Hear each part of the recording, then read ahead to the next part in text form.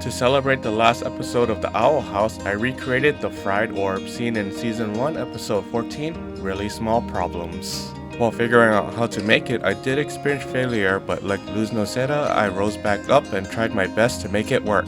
I'll show you my failure and success making the Fried Orb. Let's start with the initial preparation, which is cutting the whole milk mozzarella cheese, 1 pound worth, into smaller pieces. By cutting up the cheese, it will make it easier to melt in the microwave. The key to the melty and gooey cheese is choosing the whole milk variety of mozzarella cheese. Put the cheese in a microwave-safe bowl. You'll melt the cheese in a microwave for 2 minutes, then take it out of the microwave to stir the cheese, put it back in the microwave for another 30-second increment, then take it out again to stir, and repeat until the cheese is melted like this. You will add violet gel food coloring to the bowl of melted cheese a little at a time until you get the right color. I recommend you use a toothpick to add a little bit of the gel food coloring at a time, then mix it into the cheese before deciding to add more food gel. Note: wear gloves to prevent the food gel from staining your fingers, but the staining does go away over time from washing your hands. The cheese won't turn purple immediately, so you'll need to add food gel, mix the gel into the cheese a little bit, microwave the bowl for 30 seconds to make it easier to thoroughly mix the cheese, and repeat a few times until you get the purple color you want.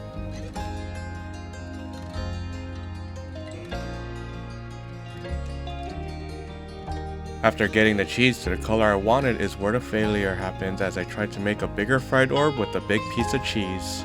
I put the cheese on a large piece of saran wrap and removed as much liquid as I could with paper towels.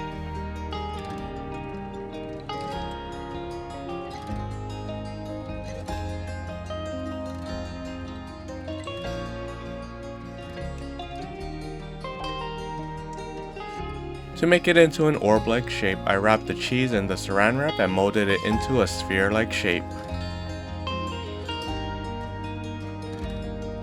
I then sealed the saran wrap top with a couple of rubber bands and left it to solidify in that shape overnight in the freezer.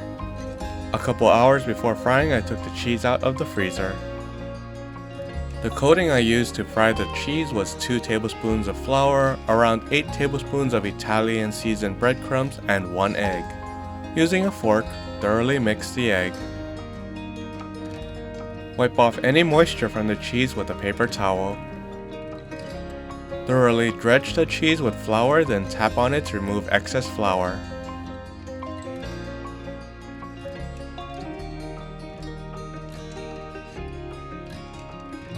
Dip the flour-covered cheese into the egg and turn it around to cover the cheese and the egg as well.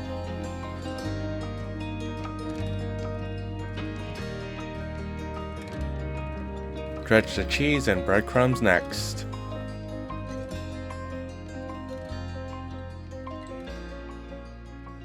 Yes, your hands will get dredged as well, so you can wear gloves before you start if you don't want that to happen. Do another coat of egg on top of the breadcrumbs, then dredge the cheese and breadcrumbs again. For dredging the breadcrumbs, it's easier if you do it on a plate than a bowl. After I finished coating the cheese, I put a large pot on the stovetop and added enough oil to cover the bottom of the pot. This is another point where I failed, as the size of the cheese orb would require me to fill at least half the pot with oil to submerge the orb completely in hot oil rather than fry it on one side at a time. After turning the stovetop heat on to medium, I waited until the oil was at optimal frying temperature, between 350 degrees Fahrenheit and 375 degrees Fahrenheit. To test that the oil is ready to fry, I don't use a thermometer but put a wooden chopstick into the oil, and if bubbles rapidly form around the chopstick, then the oil is ready for frying. Initially, when I put the breadcrumb coated cheese in the oil, it came out like how I wanted with a nice brown crust, though the cheese leaked out a little bit in a couple spots. When I was trying to fry one of the sides, however, the coating got stuck to the bottom of the pot and it ripped off the cheese. The coating continuously got stuck to the pot here and there, which is why submerging it in a pot of hot oil would have been better than frying each side. After the frying was done, I put the fried orb on a paper towel to soak up the excess oil. To finish the look of the fried orb, I stuck a chopstick in the middle to hold it while I ate it. So while it does look messy, it does have the general qualities of the fried orb. Let's see how it tastes.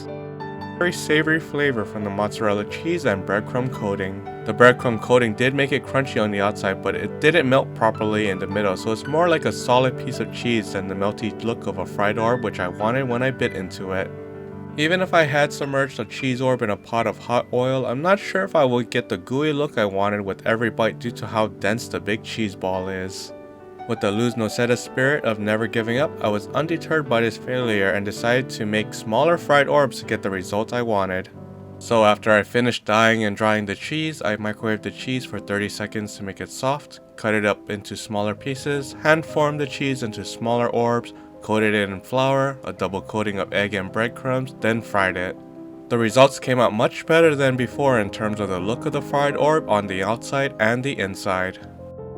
A crunchy outside, hot middle, and stretchy cheese was what I was hoping for when I thought of making a fried orb. Carrie suggested doing a sweet version, which I did make out of melted and dyed marshmallows straight from the freezer, which was molded, dredged, and fried. The result was messy, as it leaked out more than the cheese during frying, but it looked even more like the gooey fried orb than the cheese. I'll need to make a revised recipe to make a sweet and gooey version like the marshmallow fried orb, but not as messy when frying. If you have any suggestions, let us know in the comments.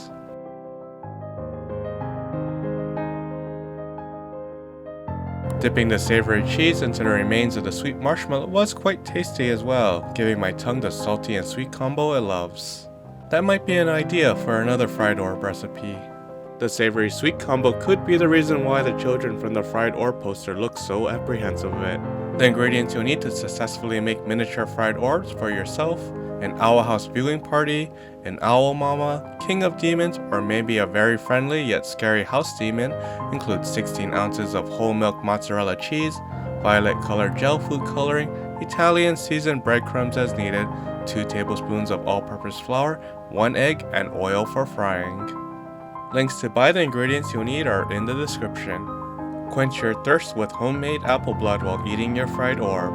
Learn how to make apple blood with our other Owl House recipe video, which I'll link to in the description. Support the creator of the Owl House, Dana Terrace, by following her on social media where you can comment on her posts, learn of her upcoming projects, and see when there's official Owl House merchandise for sale. Thank you very much, Dana, for creating the Owl House. A wonderful story from beginning to end for us and fans around the world to enjoy, and we can't wait to see more projects like it from you in the future.